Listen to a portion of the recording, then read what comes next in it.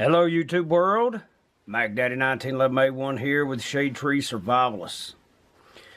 This is video 2 in our Identifying Foreign Weapons and Personnel series, and this will be on Chinese tanks. This is of course a very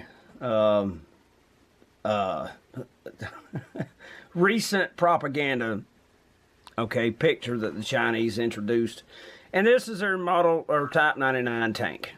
And they're of course their leader, and all their communist little flags. They love to show off everything. In this photograph, you can see that their tanks are definitely modernized looking. Let's see if I can get to zoom in. The damn thing wants to be a pain in the damn neck, but you can see. I guess you guys can see this pretty damn good, that they have a digital camouflage pattern on these damn things. And the turret shape is completely different than any previous tank that they had, but the overall style of the chassis and so forth is very reminiscent of the older style Soviet/Russian tanks. You can see they have the big heavy machine gun up on top. The turret is crewed. You have the commander and the driver, or the gunner, up standing up, and of course in the turret, and the driver under the gun barrel, pretty much in the center, right in front of the damn tank. But let's get some more photographs of this thing so we can really get some detail. Ladies and gentlemen, here's a better shot of one of their Type 99 tanks. It is reminiscent, as I stated, of the older style Soviet tanks, but they've made it look a hell of a lot more like an Abrams from a distance with the skirts and so forth. But you have the old style 55-gallon drum tied to the rear end of the chassis there, and of course the standard heavy machine gun on top. You don't have all the extra sensors and so forth as you do on the T-14. You don't have the big FLIR sticking up and so forth. Though right here is a small FLIR turret, and you've got your smoke grenades over here, and this could be anti-personnel grenade launchers such as on the T-14. You've got a completely redesigned turret. And from this angle, it looks to me like it is a new turret indeed. It's got the rubber rubber pads on the tracks. And from this one, you cannot see the road wheels, but you can see the rear sprocket. That is very American styled. So that is a Chinese Type 99, and I would imagine it has the 125mm main gun, as most Russian and Chinese tanks have had for the last 30 or 40 years. Ladies and gentlemen, this is a Type 98 Chinese main battle tank. You can see in this one the 6 road wheels. I mean, it's an exact duplicate. The chassis, as far as from the original Russian. You can see the running lights. You have the white light here, the infrared on that side of it. And if you look real careful, you can see the dome of the original turret, and they've added this to the outside of it. Now that may just be more armor, but it it's more reminiscent of a Western tank. They have the plow here that flips down. You really can't tell it because the shadow's so dark. And the glacis plate, that's a vane to drive the water away from the driver's compartment when they're waiting in the water. It has the same capability as all Russian tanks. It can forward underwater. Has the big heavy machine gun. Either that's 12.7 or 14mm. Their big heavy machine gun, I'm not sure which. But it's pretty much your standard Russian freaking tank. T-72, T-80 series that has the turret's been modified severely. And it has a thermal sleeve on the main gun to prevent it from overheating and starting drooping over time. And it's pretty much just an up-armored T-72, T-80 series type tank. Okay, ladies and gentlemen, here is a Chinese Type 96 main battle tank.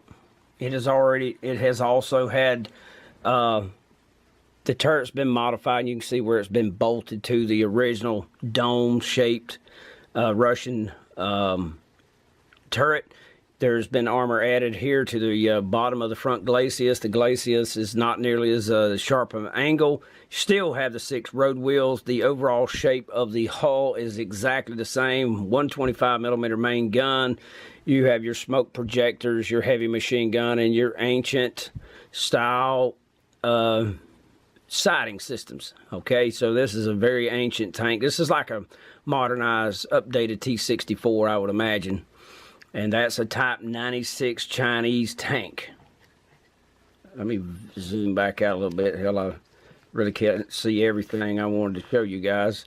But there you go. That's pretty much standard Russian layout. It's had some other armor upgrades and so forth, but pretty much just another Russian-looking tank. Okay, this is a smaller photograph file, so it's not really sharp and all, but you can, if you really look, you can see the original dome shape of it, and then the applied armor that's been added to the turret, the bustle, and the rack. This may be anti-tank rockets here to extend its range and lethality. It does have this looks like a FLIR system, okay? So they can see it's a thermal imager, so they can see heat. And it doesn't matter whether there's smoke obscuring it or whatever. But this is more reminiscent of a T-72. Okay, you still have the 6 road wheels, the overall shape. Then you've got the side skirts, and that's more of a T-72 style tank right there. 125mm main gun, 12.7 or larger, maybe a 14mm heavy machine gun, and your standard layout. Now, this little device here where you see the cursor moving at, this could be the anti-laser laser, okay? It is a detector. If, for instance, one of our crew were to hit it with a laser-guided missile, such as a Hellfire or whatever, the device would aim its own laser back down the line and shoot the laser that was projecting the beam.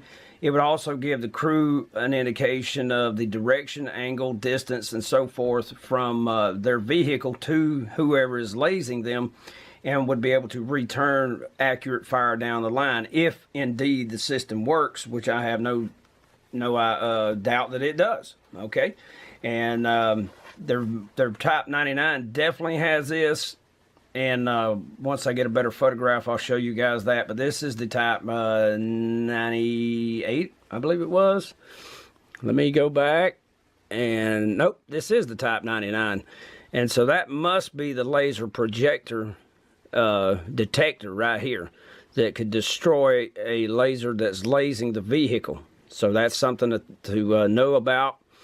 So if you're going to shoot a laser-guided missile or drop a laser-guided bomb on this vehicle, it could destroy the laser as well as give them the range and direction and angle of the laser beam and return fire down the line. So that will be something else. We may end up having to go leave the very effective laser-guided bombs and munitions and go back to television-guided, such as with the Maverick, so that it's not such an active system that can easily be traced back to its source and destroyed. Of course, I think I just said it, but I'll say it again, a 125mm main gun, and it's either 12-7 or a 14mm heavy machine gun for anti-aircraft as well as anti-personnel work. Now this is a Chinese light tank. I don't know the model number of this damn thing, but this would be something that could be airdropped. Okay, it's very reminiscent of the T-55, but it's a smaller vehicle. I think it has a 115mm main gun. I may be mistaken on that, but this is an oldie goldie. I mean, a freaking law will knock this bitch out pretty damn quick and easy, I would imagine. But it also has a big heavy machine gun on top. But it's definitely, this thing is outclassed in every way, shape, or form by modern anti-tank rockets, shoulder-fired rockets that could destroy armor. Okay, so But dropped in near a city where there's no army defending it, this thing could really wreak havoc on infantry and so forth, unless they actually had anti-tank weapons. So, you know, something to be aware of. There's the dome-shaped turret. No reactive armor or anything of that nature. They probably don't even use this thing still, but you never can tell. And so it's a good idea to know your enemy's older vehicles as well as his newer vehicles. And of course, it's Russian design, so they could very well still be using the same exact vehicles. Okay, here is a not necessarily aerial view, but a high angle view of the T-90, or excuse me, the Type 99 Chinese tank. You can see in the rear they have the racks for the 55-gallon drums of fuel. They have, there's the little, I want to say that is the laser detector. Okay, I don't have any of the fancy photos that would, you know, show all the little details like on the T-14. But you can see this very reminiscent, very much reminiscent of the T-72, T-80 series from the Soviets, the Russians. You have a FLIR, you have the heavy machine gun, and so forth. And this may be what attacks lasers that would be designating it, and it would return the laser fire and destroy the active laser that is trying to laze them for a laser-guided weapon. You can see clearly there's a half moon shape right there. That it's the original turret that they have added pieces to. It's not a new tank. It's an old tank they've added crap to make it more effective. Now, whether that laser weapon would work to destroy a lasering device or not, who the hell knows. The Soviets, or excuse me, the Russians, they'd said at the beginning of the Iraq War they had GPS jammers. The JDAM bombs didn't give a crap. They still went in there and hammered their Iraqi forces like it wasn't nothing. And their tanks stood about as much chance as a snowball in hell against the Allied tanks, the M1 Abrams and so forth, the British Chieftain and Challenger 2.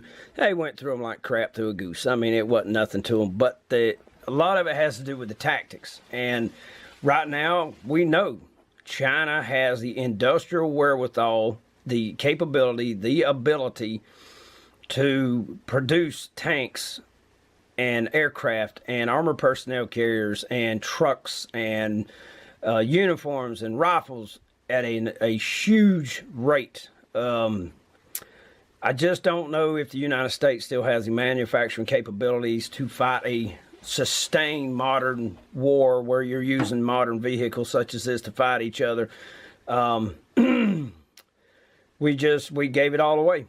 Okay, and then even if we had the capability, do we have a skilled enough workforce that could sustain that? The Chinese do. And just because 90% of the cheap crap we buy at Walmart, Target, or wherever that's made in China is garbage does not mean their AFVs or their aircraft or whatever the case may be would be garbage. That's one thing about Russian design equipment. It works. Okay? And when you discount it, because the Abrams is better in so many ways, or the Leopard 2, the A3 model the A3 model, the M1 Abrams, they are better in a lot of ways. Every time you discount your enemy, you wind up with a situation like at the beginning of World War II, in which the Japanese beat our ass like a redheaded stepchild, and the Germans beat the hell out of everybody. I mean, it's just a simple fact. You know, you take that racial superiority crap and stuff it, because if you underestimate your enemy, you disrespect them like that, you are asking to get your ass beat down.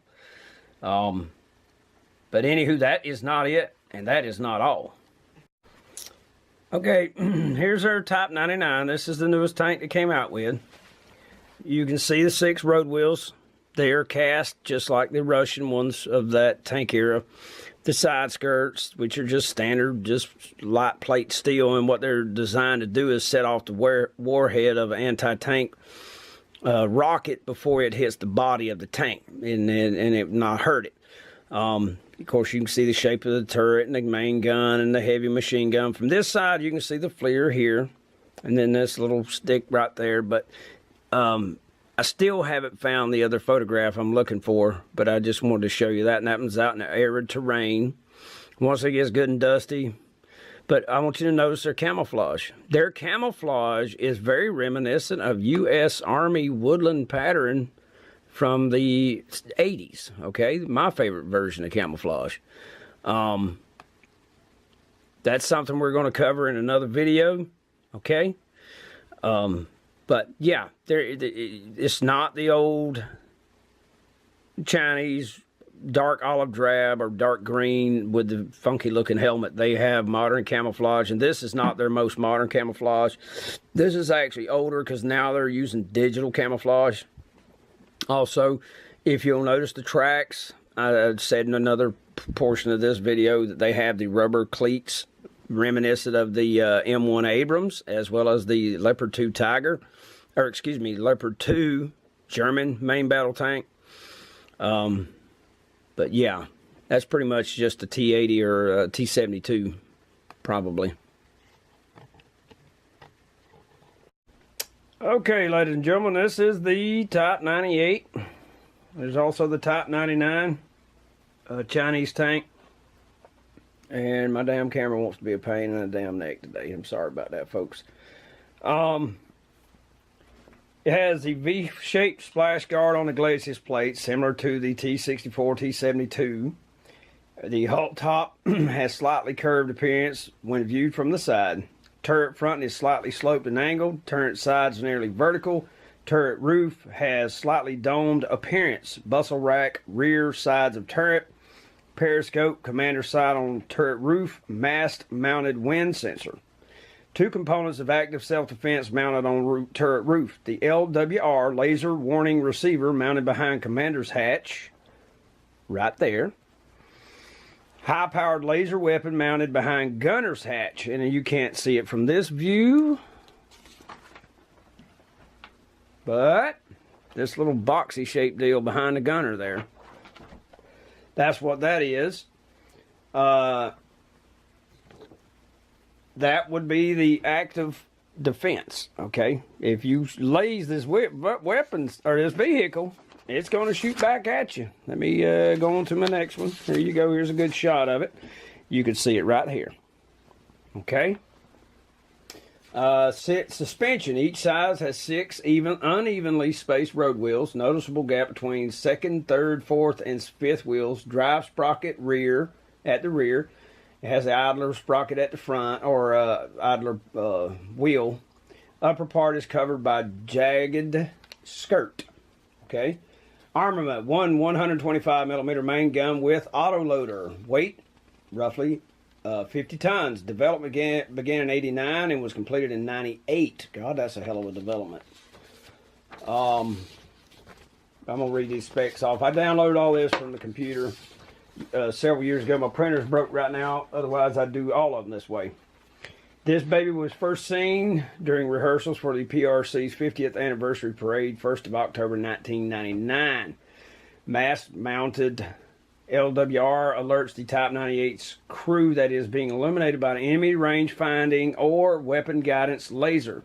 The turret can then be traversed to face the direction of the enemy threat. The laser weapon can be employed against the source of the enemy's laser illumination.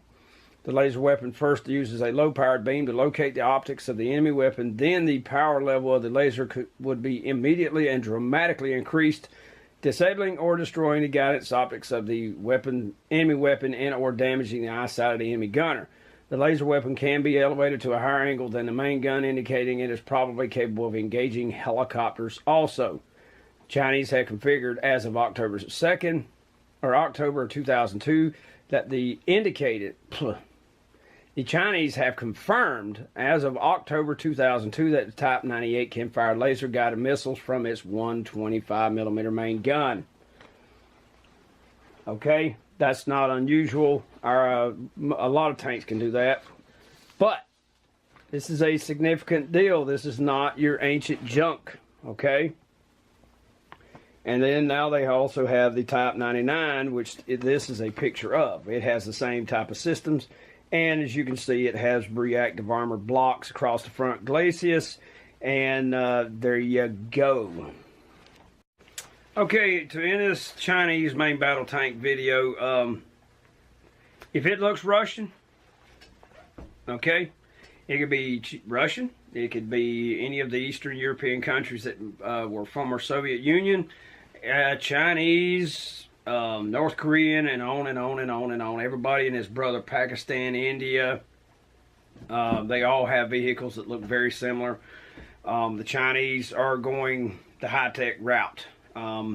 I would not be surprised if in the very near future you have a tank that is shaped very much like either the Leopard 2 main battle tank from Germany, the M1 Abrams, the Challenger 2, something with a non-cast turret. As you saw from the photographs of the Type 99 and the Type 98, they both have the original dome-shaped turret with extras added to the exterior, very similar to the T-90 that the Soviets, the Russians were building on. But as you can also see from the T-14, that is a major development in their armor strategy and technology. It is just the amount of technology they're putting in their vehicles is way up there. Do not underestimate them, folks.